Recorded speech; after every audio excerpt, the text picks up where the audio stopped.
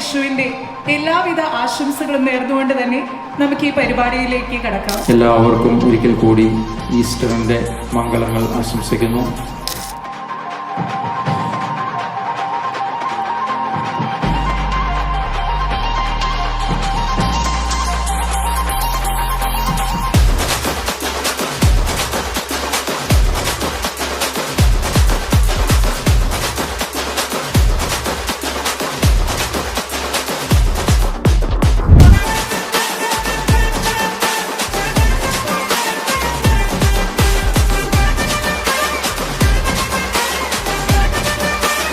ഒന്നും ഒരിക്കലും ഇവിടം കൊണ്ട് അവസാനിക്കുന്നില്ല.